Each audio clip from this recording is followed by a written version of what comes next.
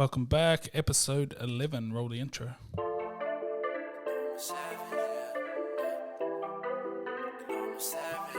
Yeah, they call me a savage. I'm putting in work. I hustle and grind, I put in the time, get what I deserve. Savage.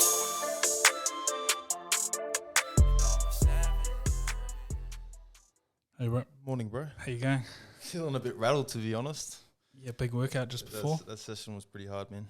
Added up a bit more volume this week and upped our weight, so a bit rattled. So let's see what we got today. What have we got today, bro?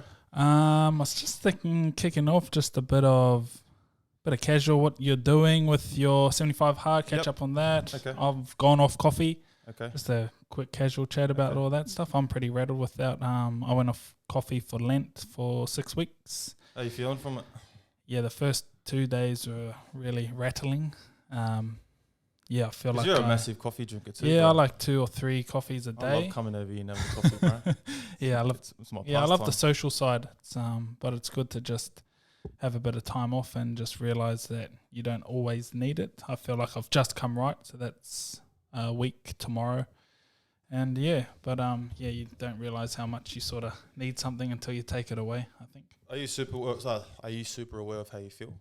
Yeah, Coming off 100%. it, Yeah, I could feel. Yeah, What's it feel like, bro? Talk to me. when you wake up, put you out of my morning routine, because my morning routine is come downstairs, have a coffee first. That starts straight today, on the straight on the coffee. So now I'm like, what do I do? So I've replaced that with bone broth. Yeah. And just have a, in the jar, put it in hot water on top. So that's it's not as good, but yeah, I know. It's Feel like it got coming off something, or 100%. It's like a drug, obviously, caffeine, and I would have been having quite a lot of caffeine. So when I first came off, headaches first 2 days, and just feeling really, really tired, especially in the afternoon. And I usually have my last coffee at 12ish. I try to have it around 12 just so it doesn't affect any sleep. So, but it's going good. Fine now. mad? 5 more weeks. I'm on. Let's see. Let's open up this app. I'm on day 36. I think I got my days confused on Sunday. I think everyone saw what I was doing outdoors for my outdoor workout. But yeah, feeling pretty good, man. My weight's still fluctuating around that 120 mark, which is okay. Obviously starting to build a little bit more a muscle around myself. But yeah, finding a good little routine with my days. Try to get all my stuff done in the morning. There's 2 45-minute workouts. For example, coming and training with you, and then I'll head home and go for a walk outdoors. But feeling pretty good, man. Pretty excited for the next couple of weeks. This midway sort of time in 75 hard, I always find it hard to sort of get over that hump. But yeah, I'm starting to find myself. What's the tactics around it? Is there certain tactics It's you have to play out, or prep, bro? How good your prep is. The preparation. night before. I haven't got my bottle today, but normally I carry around a 3-litre milk bottle. Obviously I've drank the milk out of it, poured it out, ripped the seals off. how much water is it a day? 3.7 litres. 3.7. It's a gallon.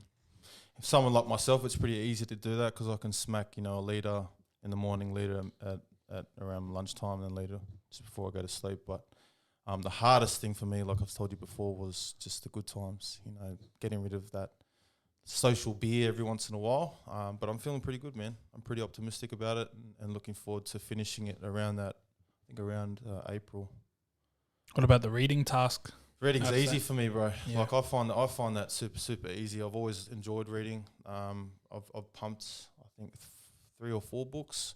It only says to do 10 pages per day, but I like to do a little bit more. Just keeps me ticking over. And watching a guy like Ben Patrick, knees over toes guy who did 365 days with no entertainment, sort of gives me a little bit of inspiration. So Definitely. instead of TV, I just jump on my book as much as I can.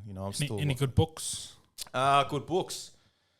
Peaceful Warrior was a winner for me. The Alchemist. Alchemist is gone. cracker. I've read that probably like 5 times. Yeah, I think you read it differently every time too. So I think the Alchemist, like each time you read it, you're at a different stage in your Yeah, life, and then you yeah. pick up a different lesson. yeah, you and it's understand it differently. Yeah. It's so worldly with that sort of knowledge you get from it as But well. I think a big one, bro, was the Will Smith book. I wouldn't call it entrepreneurial in terms of books. Obviously, it's his biography, whatever you want to call it. But yeah, man, just super talented, man. Just being able to see because I've watched the whole Prince of Bel-Air now, and I'm watching the new episodes of Bel-Air.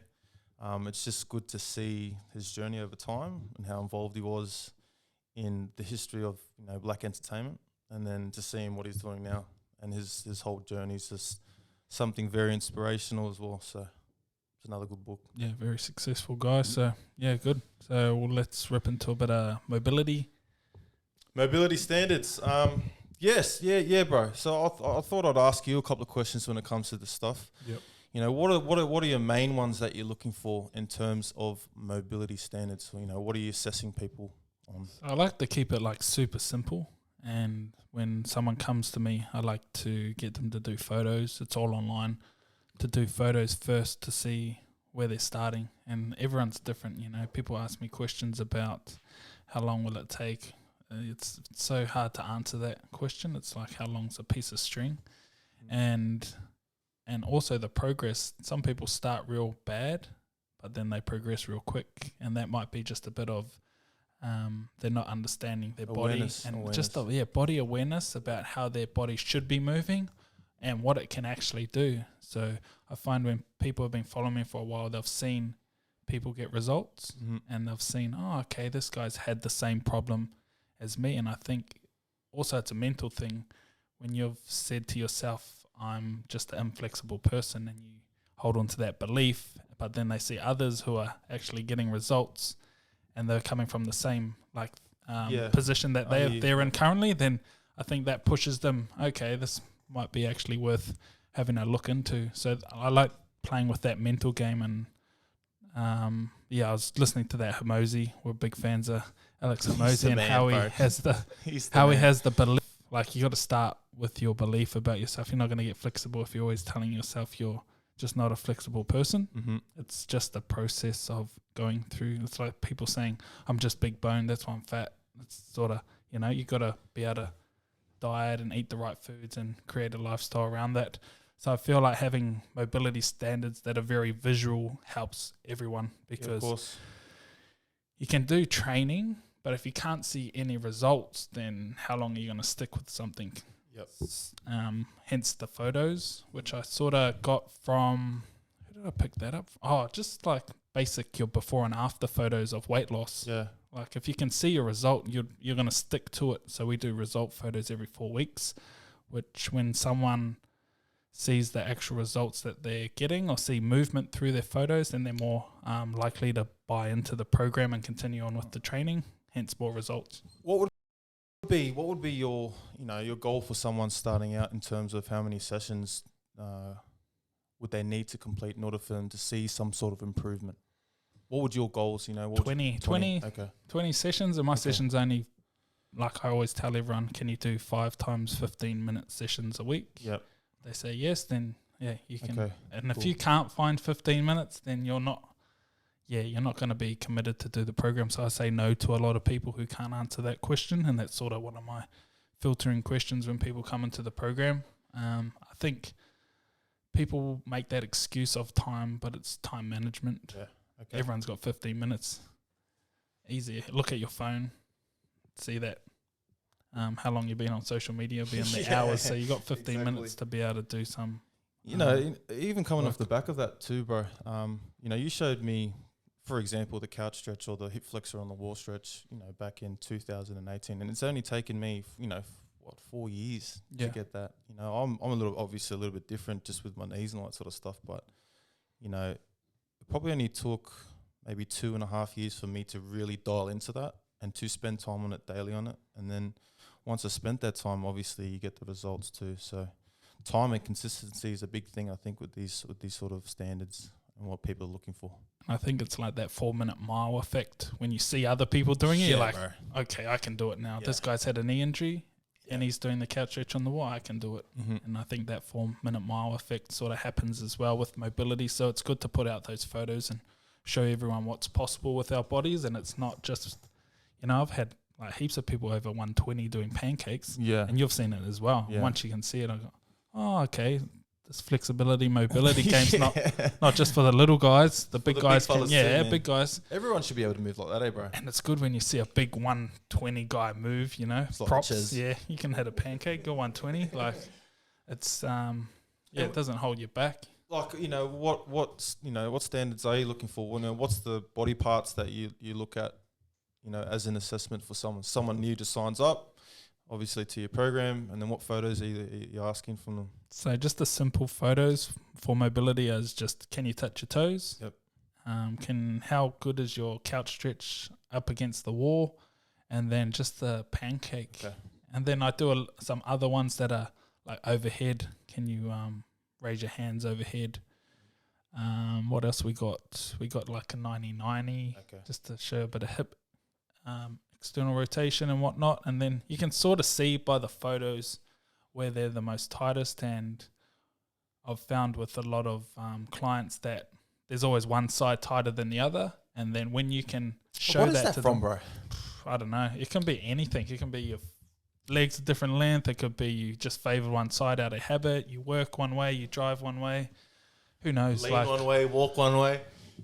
That's the thing. Like, it'll take you years to try and figure that out. Whereas you can just get started with a program fix it. Like, I don't always have to have like a scientific backing of why I have to do something. I'd rather just do it and then figure it out on the way. And I think that's super important. Just like getting people started as soon as they're ready, bang, go. Do your first session. Don't wait till you got all the answers and all the scientific research of why and this and that. It takes too long. Yeah, before you know it, there's 2-3 years. The sooner that you're getting to that, it's first better session, to get going. Cool. Get going, and then you're away. Mad. So other standards I'd put in. So pancake, I like saying pancake because there's a few. It's a hard exercise. Just straddle with it. Yeah. Is that the same shit? So legs apart, trying to put your hands between your legs and elbow. Yeah, trying to the elbows and then just progress. And it's sort of not where you start. It's how you're progressing. Yeah. And long as you're progressing, then you're doing something right. Yeah. And some people like to beat themselves up a bit because they're not progressing as fast as they should. Can I jump on that too, bro? Because I've found even with mine, like, I'm still facing a little bit of strife when it comes to the pancake. But because I've hit my standards in terms of my hip and, my hammies or my lower back as well with the touch toes and the couch stretch, then the pancake's sort of the last one I need to remove or get rid of.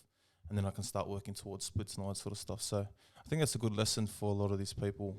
You work your way down your list and slowly start checking it off instead of trying to focus solely on the pancake because it looks so good, right? Yeah, I think when you're going after a hard exercise, it's good to be working on other things, so you don't get down on yourself all the time. And if anything, the other stuff works indirectly towards it anyway. Yeah, okay, cool. So and then around those positions, we have exercises that are strengthening and, lifting your legs up off the ground, strengthening the hip flexors, that compression strength to help out with that pancake to pull you into position. Right. So that's super important where people miss.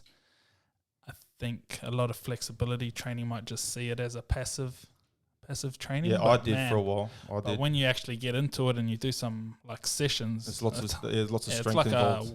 It's a weights workout. In itself. I think if you take a beginner through the exercises slowly and progressively, they start figuring it out themselves too, and they can start to feel and get that body awareness. Okay, I can't lift this leg, so maybe that's why I'm lacking in strength. So I can't get into that position, and that's what it's all about. Trying to get people more self-aware of their body, and just like into the training and understanding. Okay, it's not just me. I'm just built that way. It's an actual process to get mobile and flexible. Yep. Nice, bro. What else do you want to touch on? Footy. Yeah. Women's game. Yeah. We'll touch a quick bit on that. I still don't know her name. Like I'm awful at but that fullback for Gold Coast Titans, she can play some footy. Yeah, Paletti. Is that a name? Yeah. Yeah, I'm useless at finding out names only because I'm just not aware. Yep. But she played a really good game. I thought she... the same standouts as we said last week were still pretty good this week. Brisbane, I thought, second phase footy again. Gold Coast Titans, that fullback certainly knows how to steer around the park. And then watching the Dragons play, I thought they were just really good at adapting to the weather. As soon as it started pissing down rain, you notice they started dropping people under easy pass, all that sort of stuff, field position and blah, blah, blah, blah, blah. And there was a big wind, wasn't it? Yeah, it was big for half of a half, so a quarter of the game. But it was just the rain, bro. It was just bucketing down. There's a clip of it all, but the games are good. I think Phil Giltz came out with something, said like, the skills will develop, but the effort is there, so it'll just take a bit of time for that game to develop a bit better. 100%. And then I think, so I like the crossover. A few Australian sevens women's players are coming across. That Paredes one, and I think the Tomagoto from the St. George fullback. Yep. They're both Olympian. They bring a sort of different element to the game, I reckon. And I think that crossover between both games, especially, it's pretty cool that you can go from league to rugby, especially in their it's hard era. I think there's I would pick up the Portia Woodman. I'd try and scout her. She'll be a gun in rugby league, I reckon. That's who I'd read. She's strong. She's fast. You could just put her in the wing or fullback or centers. I think it would adapt. I'd try and pick up some, depending how the seasons and how the contracts lay out, because it's only a 6 round. You can fly them over. Roosters need some help. Uncle Nick's got some money, don't he? Get a few of the New Zealand girls over. That would be cool, I reckon. But it's good to watch the game, bro. To be honest, always, like I said last week, I always enjoy watching Kennedy play. She played in the middle this time. She played some good footy. But Parramatta obviously lost to a team that was, pretty good, pretty structured. Jamie Soward's looking after the Dragons, and like I said, man, they just knew how to steer around the park. Actually, Newcastle went all right against Brisbane at stages. But Brisbane can just last people out. I can tell that they didn't play as good as they were, but Newcastle took it to them pretty. They're smashing them, but just a few too many errors in that game. And then who else we got? Who did Gold Coast play? Gold Coast. Roosters. Roosters, yes. Yeah, so Gold Coast Roosters. And I think each women's team needs at least one creator, maybe like either your half or hooker, and then like a speed person. Your fullback's got to be a speed gun, game breaker type thing, and then you got a good team and good balance of forwards as well. There's heaps of good forwards. Yeah, like that. Like I still harp on about it. The Brisbane forwards, man. If you watch there's a highlight that a lot of the socials for the footy crews put up. And there was that second phase footy made by one of the props, and they scored off it. I think that's that Lena Doozy. I mentioned her last week on an interview, and I just picked up her. So it's good that we're sort of picking up names as we go along and seeing their interviews. We're not the best, but good. All done? Just a quick one today. We're a bit tired from our workout. Tired and rattled. This rain's pretty hectic. Hopefully everyone's being safe during this time. 100%. Good. Chero. Thanks, guys.